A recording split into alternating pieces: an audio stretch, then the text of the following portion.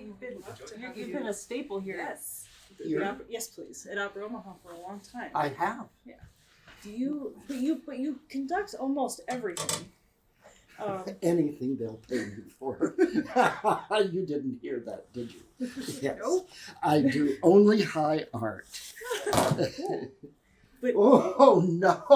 Already broke something. Uh-oh. You are a true conductor. Causing more problems than... Why don't we get you another chair? And maybe that one can be Yes, retired. flagged. what did Jose Luis say yesterday? Anything can happen in opera? Yes. Let's talk about that. So Anything can happen in opera. We just heard that yesterday. We interviewed the conductor who's here for our masterworks in a couple weeks, and he also conducts opera. And he was saying that that's one of the places he learned the most flexibility was conducting opera, because anything can happen. And does.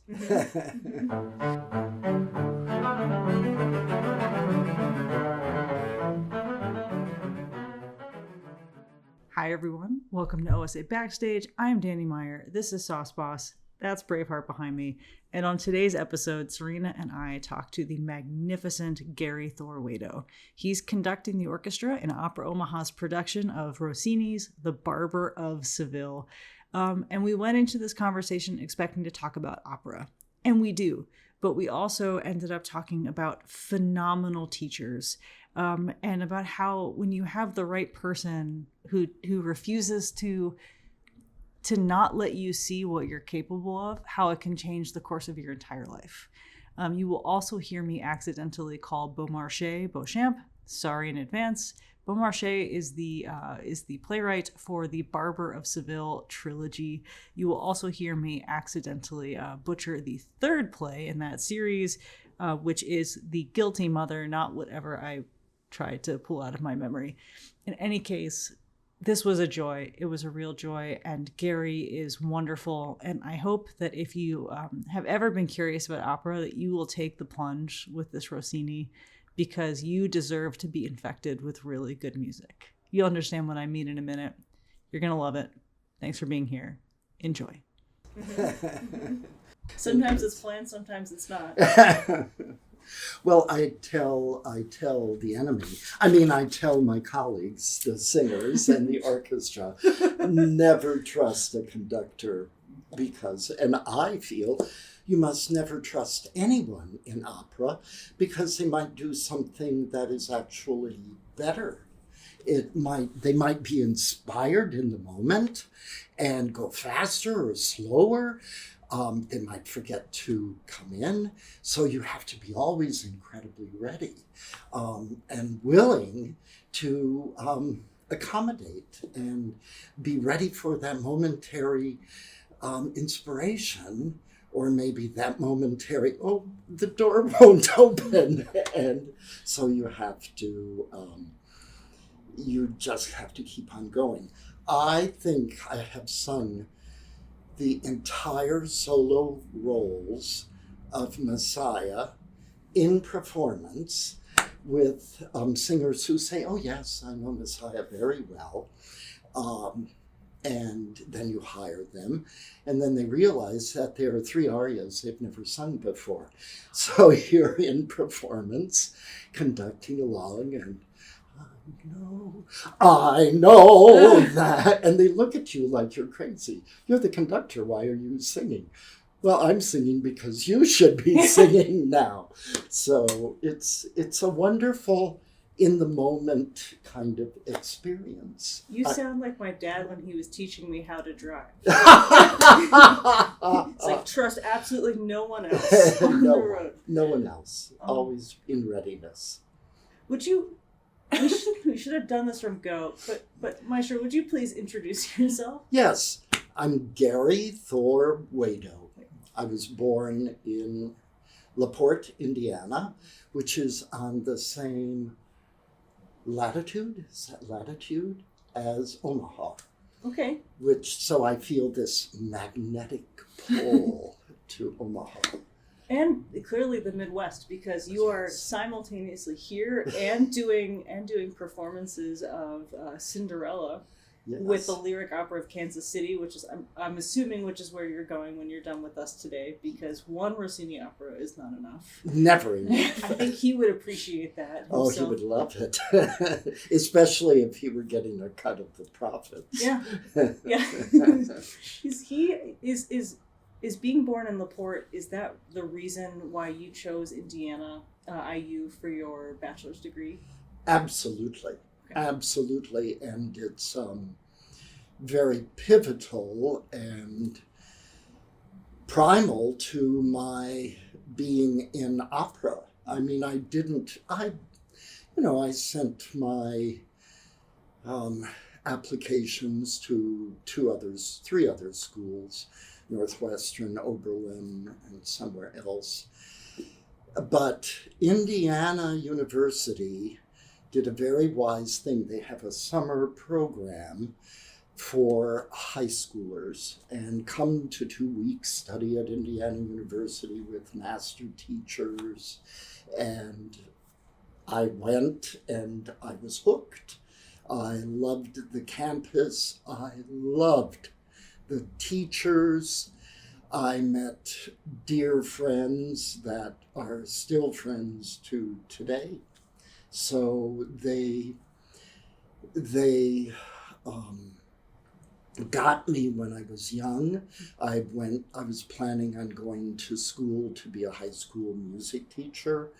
I thought opera was Gilbert and Sullivan. It's not Gilbert and Sullivan. It's not. And there's a lot of Rossini and Donizetti and Mozart in Gilbert and Sullivan. But so I went to this summer music camp for 2 summers, and there was no choice. They got me. Does that mean that you went to IU as a piano major, but Yes. were you already thinking about opera? No. Okay, so when did you first hear, you said you thought opera was Gilbert and Sullivan, so when did you first hear your first opera? Was that while you were at school? At the summer camp, which it sounds like we were all in cabins. We were all in the dormitories, which was pretty cool for a little farm kid. And the first opera I ever saw was The Rake's Progress. And I thought, I know. You just did it here, right? You did. Yes. You did. You picked a nice, easy one. Yes, but I was hooked. I mean, the text, the story, the music. I was like, if this is opera, let me in. The second opera, the same summer I saw, was in the big outdoor arena. It was Boito's Mephistopheles. So it was like, wow, okay, I'm here. Oh my God. So, Yeah. Okay, so when did you think, no longer piano, I'm going into opera? And how did you choose conducting? Because you got your master's at NEC. No. I got my master's at NEC in collaborative piano. I look like an old man, but I'm a very young conductor. Okay. And conducting chose me. None of this was my choice. I confess, none of this was my choice. This all chose me. At Indiana, I was a piano major. I studied with George Boulette, a big virtuoso, Liszt virtuoso.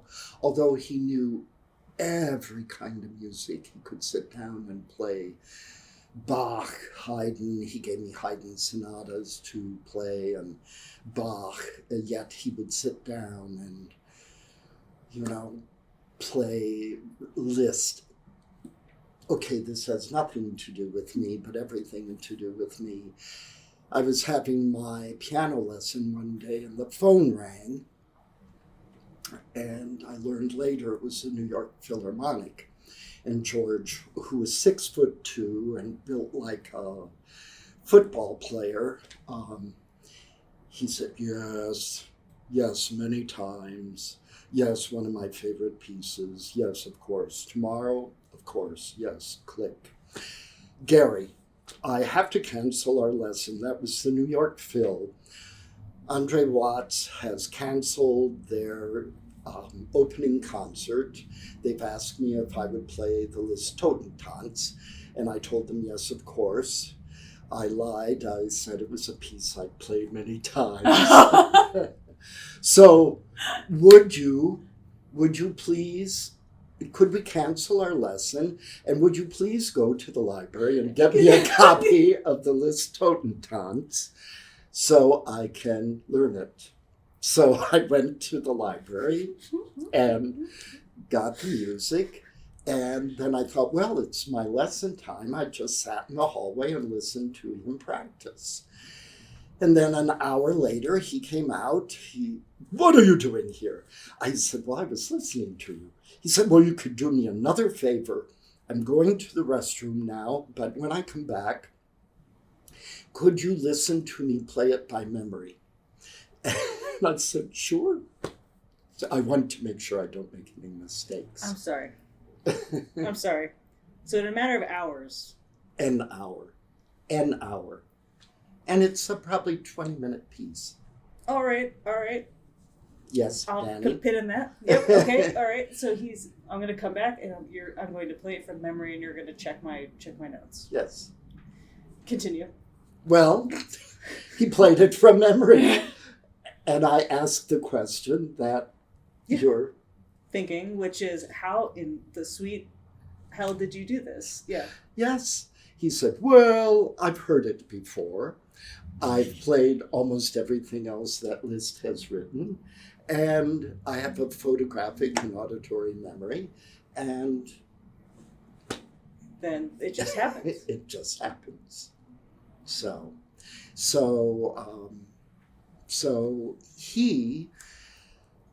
I persisted in trying to play the piano for him, but a singer that I ate lunch with, that I'd met in the summer program, one day said, you are a pianist.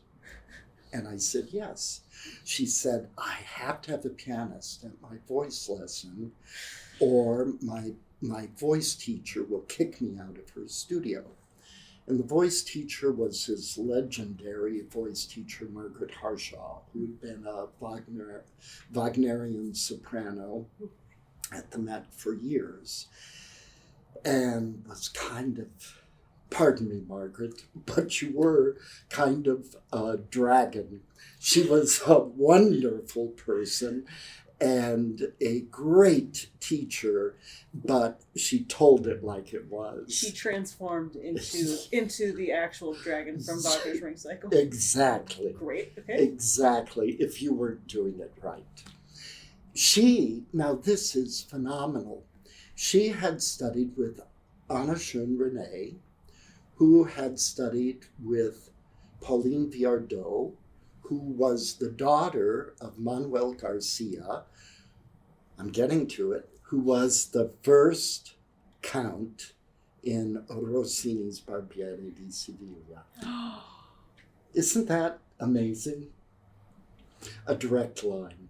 It's like 6 steps from Kevin Bacon, except Yes. it's 6 steps from the original Rossini. Okay. Yes. That's amazing. So I had never played a voice lesson before, but I had grown up playing, my father saying, play this by Hoagy Carmichael, play this. I played in church, I played in school for the high school musicals, everything.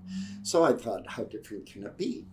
And it wasn't, the composers were different. It wasn't Hoagy Carmichael or Cole Porter. It was Fauré and Schubert, and I loved it. And that day, Margaret Harshaw said, come back anytime you have time free and sit and play for me.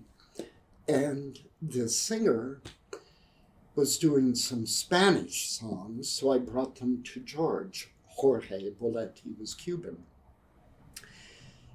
He loved them. He said, bring your singer. We'll work on them together. He coached her on the Spanish, and he came to the recital. And he came backstage afterwards, 6'2", this big man. He took me and shook me, and Bam said, I left the ground. Sorry. No, I love that so much. I love when teachers have that much conviction. You just need, I feel so bad for people who've never done an art of any kind where they have a private teacher for whom they trust and they love, because that connection is the most, you can't find that anywhere else. It's like having an additional parent who just sees the best in you and has found your thing. And if you are just not stupid enough to look away from it, you will have found your thing. Well, he found it. He said, why don't you play the piano like that when you played for me? Wait a second. So he Nadia Boulanger'd you? He Nadia. He's like, why be a second-rate regular pianist when you could be a first-rate collaborative pianist? Okay. Yes. Oh my God. And the penny dropped. It was like, I'm so not interested sitting in a room alone. You understand this, right? Yes. You playing Haydn sonatas, which I love. Haydn is one of my favorite composers. But I love working with people. And he saw that immediately. And from that moment on, he helped me in that direction. He planted the seed of my becoming a conductor, because if you can collaborate with one person, you can collaborate with many. So I don't think I should tell you this. Please don't tell anybody else. It's a good thing this is a private medium. Yes, I'm so glad we're not recording this. I never, even though I've taught conducting several times, I have never, other than introduction to conducting, I've never actually gotten a degree in conducting. I started out as a collaborative pianist, then I became a repetiteur at the Santa Fe Opera, and at different places. And could you explain what a repetiteur does? A repetiteur repeats. They sit in they are the orchestra until you meet the orchestra. And so in the staging rehearsals, in the music rehearsals, you take the place of the orchestra. And a good repetiteur, and I had I had these good teachers who said, don't play from the piano reduction, play from the orchestra score. Put the orchestra score. Even if you eventually play from the piano reduction, learn to play from the orchestra score so you learn the score. That is some Liszt nonsense, right? There's this great story about Grieg showing up with his piano concerto, the full orchestra score, and Liszt reading it down with the piano part. Yeah. Okay. Well, I mean, I'm not Liszt. But it's skill. But no matter how long it takes, and sometimes it takes an hour to get through one page. I'm sure the music you conduct would take an hour to maybe get through one page if you conduct a lot of contemporary music. Certainly, yes, several hours for me with my piano skills, the way they are. I'm a flute player. Oh, well, there you are. So, yes, Yeah. if sometimes I do run through parts on the flute, on my instrument. There you are.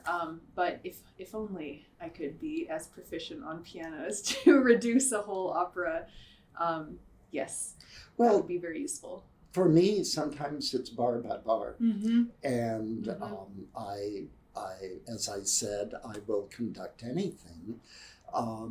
And I have sometimes pushed myself to do contemporary pieces that are out of my comfort zone. You feel very uncomfortable out of your comfort zone, but it's such a wonderful feeling then once you get through it. So that is your approach to learning operas, learning, new work scores, is to reduce it on the piano and really get that sound in your mind in that way? Yeah. And then, of course, I was so lucky. Right from the beginning, I was hired by opera companies, and I learned conducting, assisting maestros. I would be their assistant in the room as we went through the music rehearsals. No, that's the 16th note. No, we have to blend here. No, now's your solo. And of course, you assist good maestros. Not that there are many, but there are some bad maestros out there, and you learn from them too. And I was so lucky in that I had wonderful maestros to learn from, and I'm so grateful to them. And I had generous maestros. Tom Dunn, who was the maestro at the Handel and Haydn Society, right out of New England Conservatory. I got the job as assistant conductor and librarian at the Handel and Haydn Society.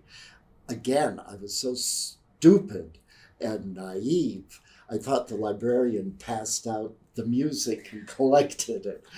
I didn't realize they spent hours marking the parts. But what an education! What an education! Especially with that, not that there's not that level of detail in a Rossini opera or a more modern opera, but I see what Susanna has to do for our concertmaster. Yeah. And it's the level of bar by bar phrasing and shaping, and every single note is held in like specific regard.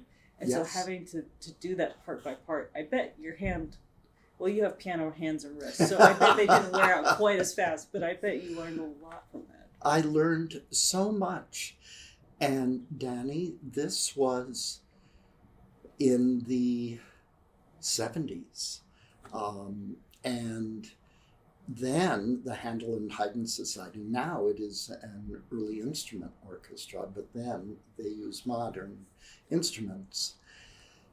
Now, I'm going to say again something insulting maybe to some people, but then particularly orchestra players had been Mahlerized. They would see a quarter note, and a quarter note is a quarter note is a quarter note. No matter where it is in the bar, no matter what the harmony is underneath it, it's a quarter note. And through the early music movement, we've learned that, especially in early music, composers wrote for the moment. They didn't write for posterity. They wrote for the people that were there. The only music they played was modern music. They all agreed on the quote-unquote rules, the conventions. So they knew that this was a cadence, so that was a strong note. This was a weak note. So there was a diminuendo. The composer didn't need to write a diminuendo. Mahler's scores are littered with a little faster, a little slower, accent. Reams of German that most of us can't read at all. Oh, I'm sure you can. I've learned because we had a conductor, David Efron, at school. I love David Efron, and he we did Mahler 7 with him at IU. I also went to IU, and Go Big Red. Football, yeah. But yes, the rest of it, Go Big Red. He handed out this glossary of terms the first day of Mahler 7. You are expected to understand what this means. Yes. Yeah. Well, I feel early music should have, if you're playing something by Handel, your part should look like a part out of a Mahler symphony.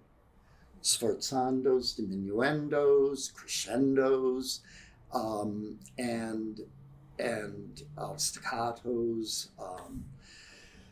And so Tom Dunn in the Handel and Haydn Society, because he was conducting an orchestra that had been educated in this quarter note is a quarter note is a quarter note, he spent hours defining the shapes, the musical shapes, because this early music is pre-French Revolutionary. No two notes are equal. They all have a hierarchy.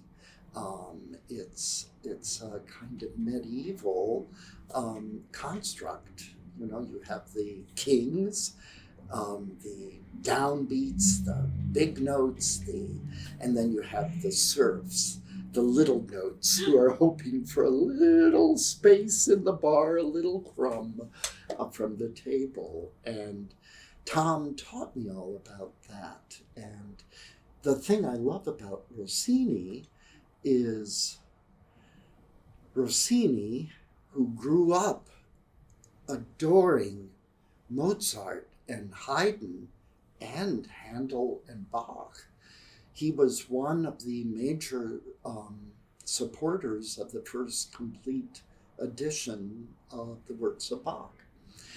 Rossini realized he could not be Mozart. It crushed him. He wanted to continue Mozart. And he thought, I can't, because I'm not Mozart. I'm not enlightened enough. And so he rejected Mozart. He rejected the simplicity of Mozart.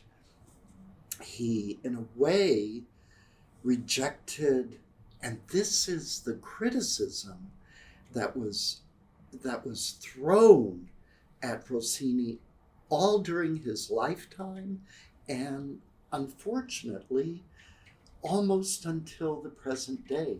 One of the things I love to quote is, and so many people said it, but George Bernard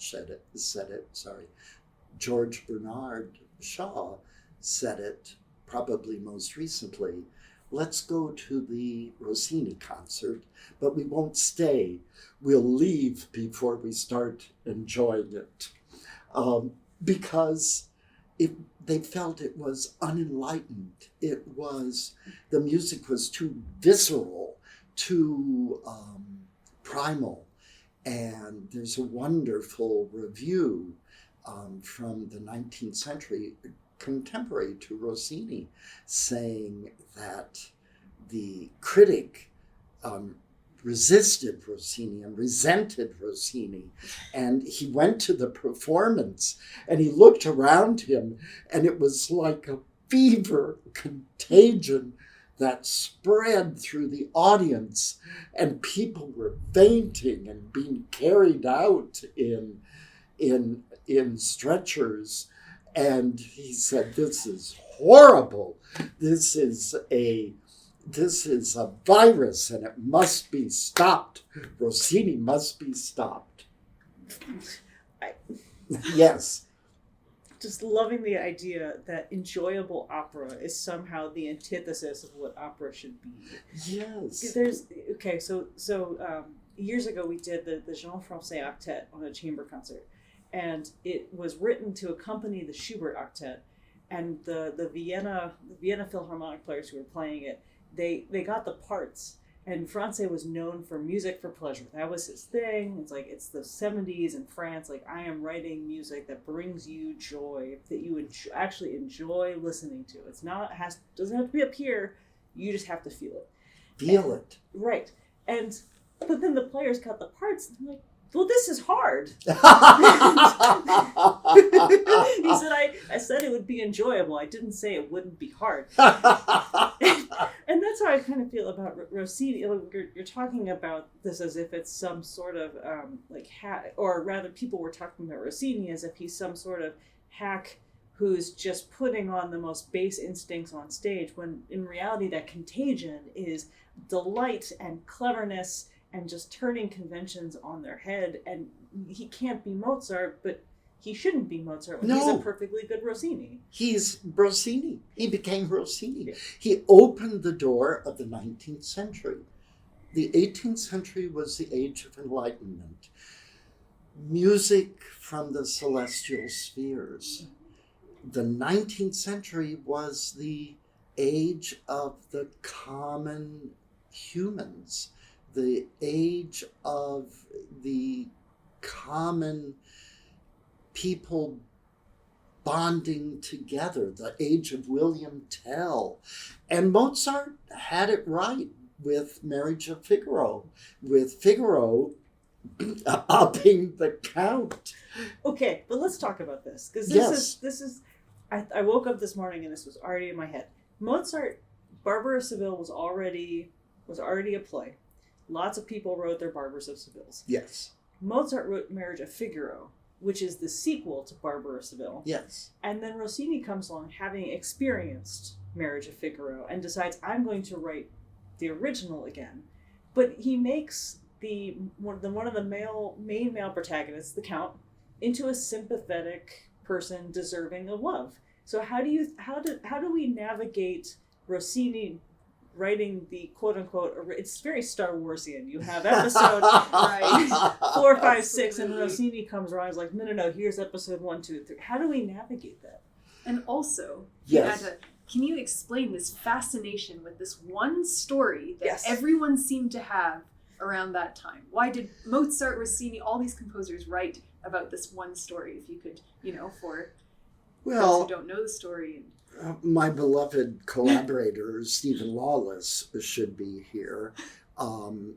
He would give you a more literary and literate, but I definitely will tell you that the Beaumarchais trilogy, the 3 plays Beaumarchais wrote, were the most dangerous plays written, and many people think that they caused the French Revolution. Wait, Barber of Seville, Marriage of Figaro, and Kyle mentioned it, the widow's mistake or the widow's error or so. Yes. A lowly singing barber caused the French Revolution. The Figaro in the Marriage of Figaro. No, I'm sorry. Yes, the Figaro in the Marriage of Figaro bested his employer. Right. You could not do that. That was against all the rules in the 18th century. And I just did the Marriage of Figaro with Stephen Lawless in Palm Beach. And in this dramatic scene, when they're all getting ready for the wedding, the Count is saying, we're going to have a great wedding, and we're going to have fireworks, and we're going to have dancing, and we're going to have a feast. And usually in the production, there's cheers, yay, yay.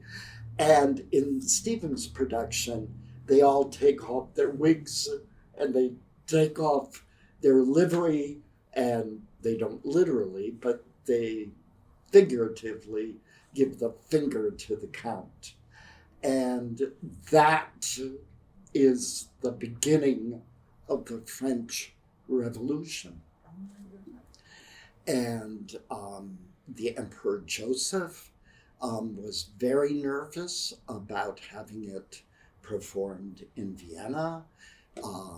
Lorenzo da Ponte had to make all sorts of cuts and adjustments so it was acceptable politically, but everybody knew what it was about. So, by the way, when you come to visit me in New York, which I hope you do, I will take you. We can walk from my home in Sunnyside, Queens. We can walk to Lorenzo da Ponte's grave in New Calvary Cemetery. Yes. Wow. And just for more wow, Manuel Garcia, the original count in The Barber of Seville, performed Rossini's Barber of Seville and Mozart's Nozze di Figaro for Lorenzo da Ponte in 1825 in New York City. Wow. I'm so curious what he must have thought. So you have someone who originated the Rossini role. Yes. And then returned to the Mozart role. And you have, in the Mozart, he is a scoundrel. He's the absolute worst. He's doing everything possible to ruin Figaro's chances of happiness. But in the Rossini, he's a loving, caring, potential, at least...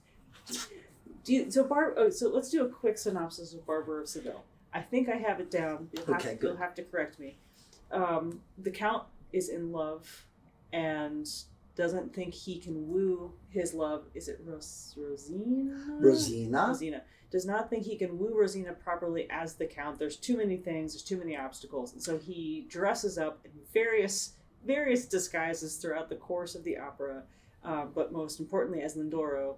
And Figaro agrees to help him because Figaro also wants to figuratively give the finger to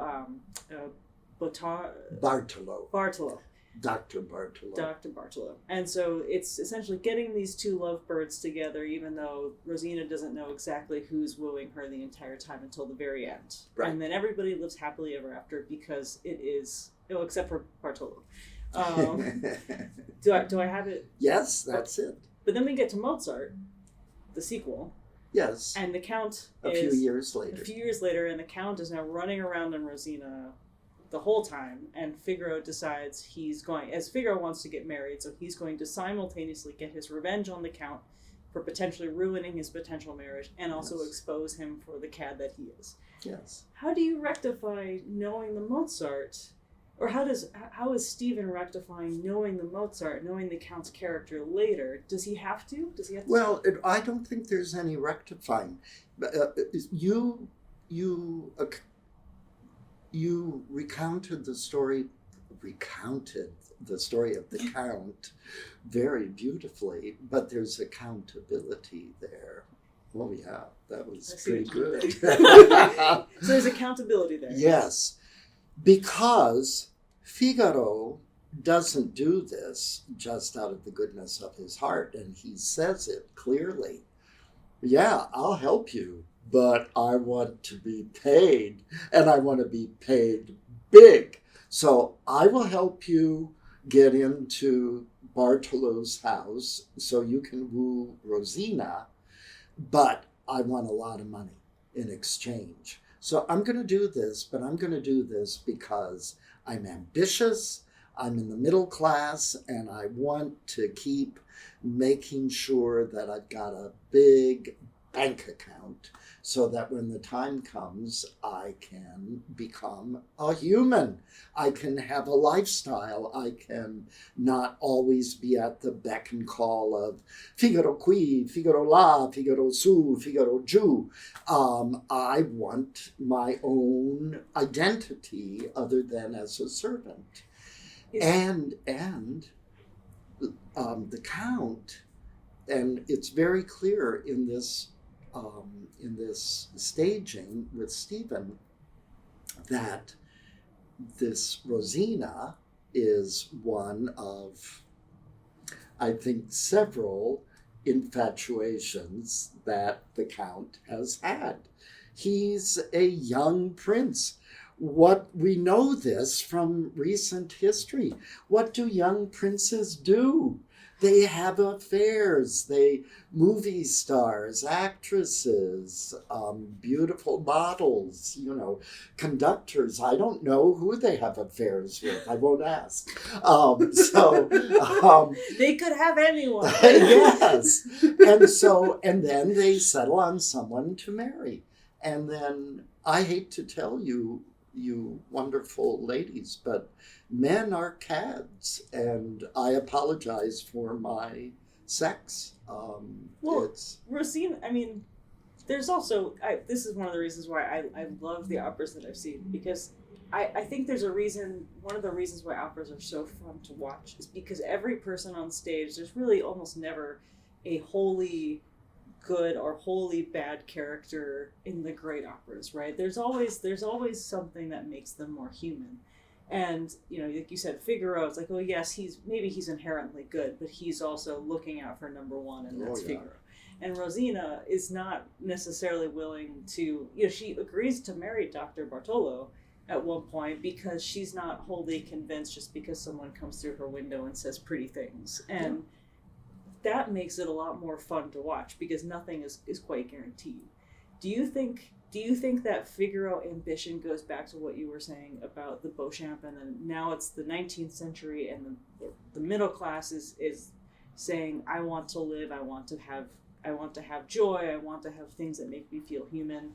Is Figaro kind of the hero of that mentality in his own way? Absolutely.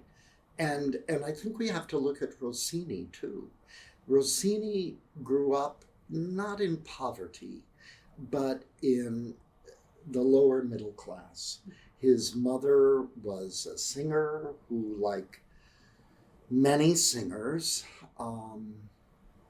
she was a seamstress. And so when she wasn't on the stage, she was making dresses for the upper class. And his father was a trumpeter, so he grew up in a musical family. There was music all around, and clearly he learned singing from his mother, and he learned music, and there's always interesting brass parts.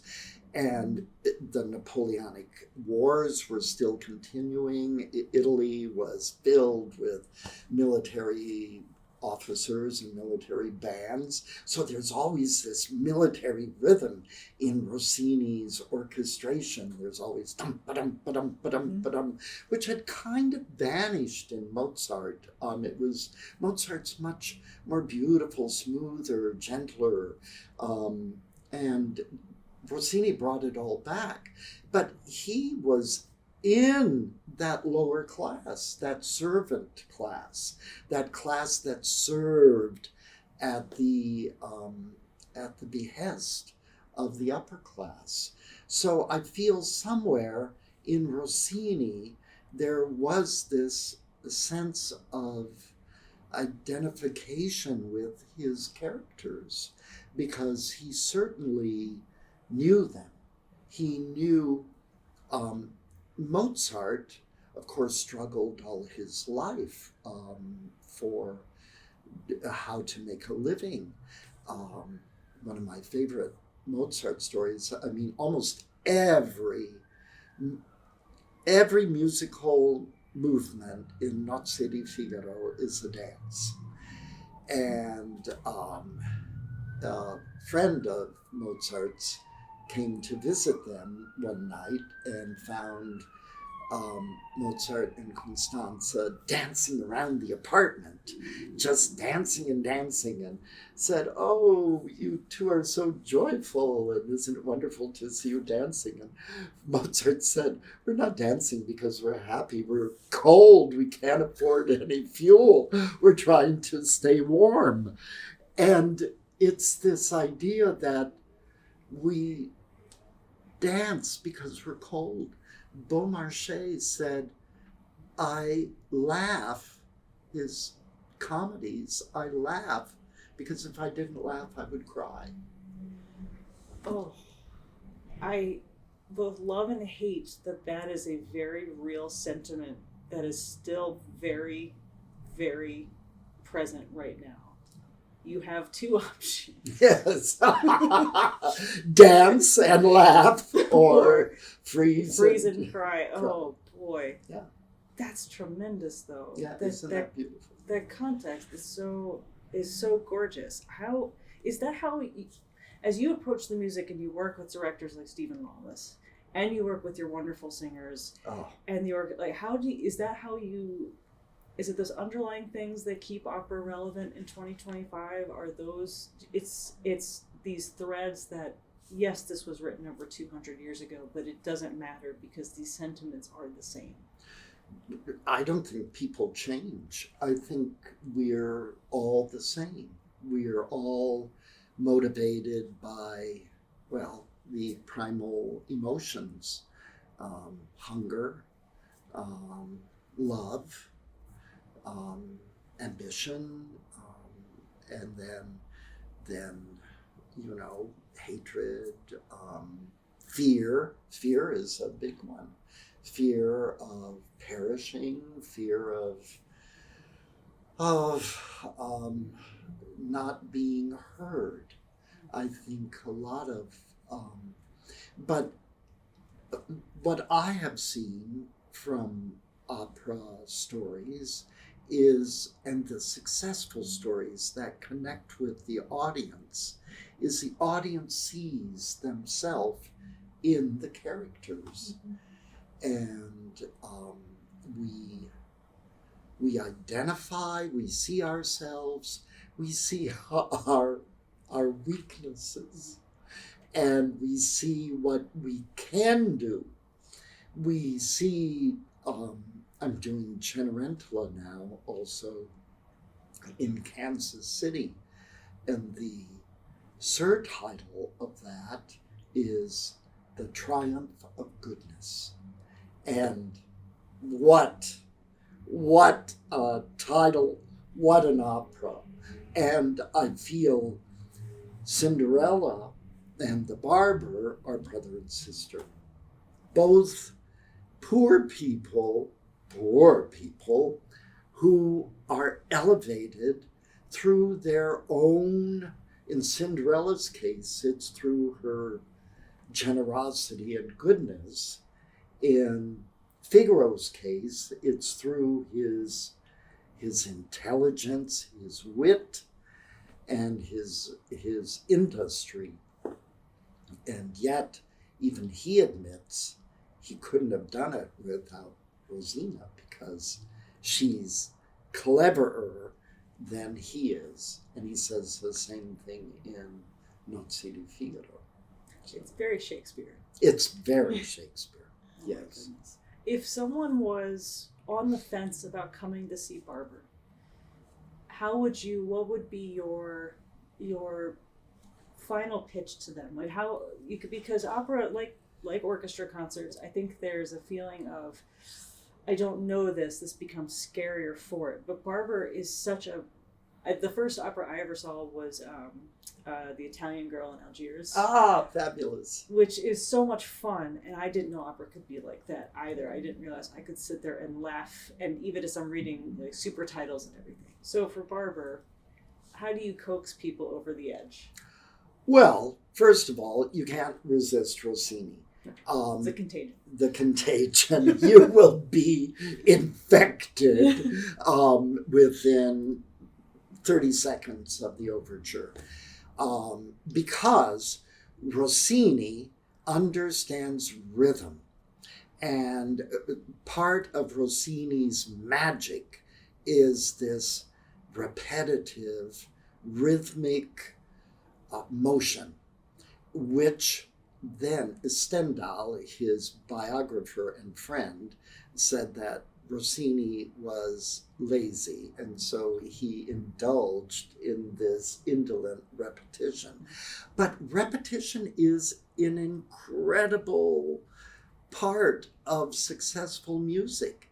Repetition lulls you into a sense of familiarity. Oh, I know that tune. Oh, I know that beat. Rock music, rap music, it's all got that rhythm, it's got that beat. But then what Rossini does is whack!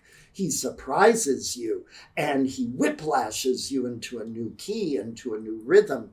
And so you're continually lulled into a sense of safety, and then you're whiplashed into a new key, a new tempo, a new something.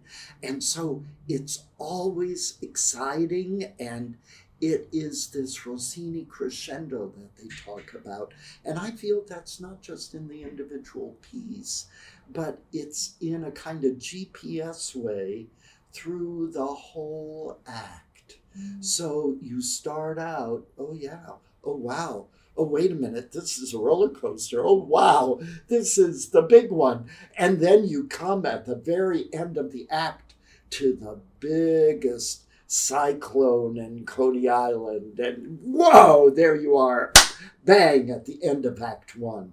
So when you come to a Rossini opera, when you come to Barber of Seville, you're on for the whole ride. You're not going to be able to leave. And then the people on stage are people you know.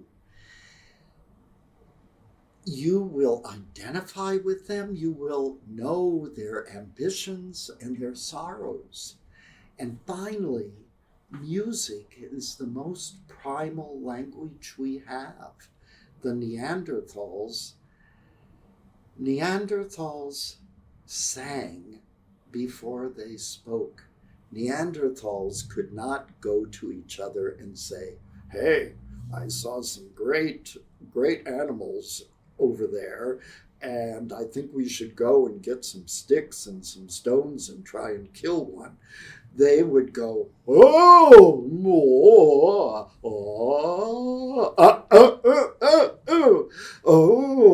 and people would understand. And we have that today when we talk to a baby, or we have a good meal, whoa, or we see something fabulous, it's And Rossini took all of this and expanded it into these incredible vocalises that you'll hear our fabulous cast. Daniela Mack as Rosina, who sings the most incredible coloratura that I've ever heard, and Ming Hao Liu, our Count, Alex Birch Elliott, who I've now done Figaro and a couple of other operas with. They all have this incredible vocal technique, which is just an extension of Neanderthal man sitting down after a wonderful meal of that animal he killed going, but they just had a few more notes. So I think, and then it's funny. It is the funniest libretto. Stephen Lawless is making it the funniest opera imaginable. It really, you will be infected in the best possible way. Love that. Love yes. that. After Barber, if you come to Barber and this is your first opera, what do you recommend? Where does someone go after Barber? Where can they continue the infection? Well, there are all sorts of different paths, because now we have 400 years of opera and counting. I love that now we seem to have a rebirth of contemporary opera. I mean, it never lost us. Back when I started out, I did operas of Lee Hoybe and Moore and Passettieri, and when I worked at the Santa Fe Opera, they did either a world premiere or an American premiere every year. But what are your tastes? If you like comedies, there's more Rossini. There's Falstaff, the great comedy of Verdi. But I would recommend an opera by Puccini, maybe Bohème. Bohème tells a story of, again, students. And it also, Verismo, tells the story in a kind of, well, this is how much time it takes in real life. This is how much time it takes on the operatic stage.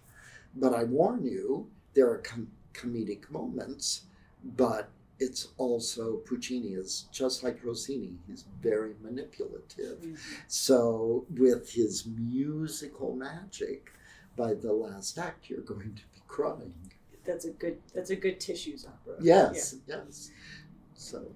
Oh, This has been so lovely. Thank you. We just have one more question for you. Yes, please, anything. We usually ask a different version of this for our orchestra-based guests, but you apparently have sung operas with or without singers as they have forgotten or not forgotten their part. So if you had the opportunity to be on stage and sing any part without worrying about range, if there was just if I could do that, what's the aria? What's the moment? Oh, that is the worst question, because I feel the opera conductor must be an empath and must become whoever is on stage singing. So whoever is singing at that moment in the opera, I have to, in some science fiction way, bond with them and become one with them. I have to know when they're breathing, how fast they're breathing. Do they want to go faster? Oh, I see they need to go faster. Okay, they want to go slower and they need more breath here.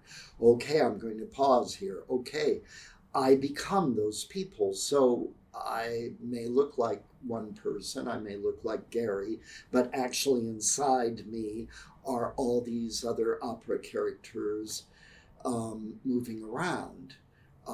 My mother was Swedish, so even though I don't conduct it, I'm very attracted to the Wagnerian repertoire, and I would love a shot at any of those Wagner heroines or heroes, because again, I think that's in my DNA. I mean, just give me a horned helmet and a sword and I'd be up on the stage as quick as possible.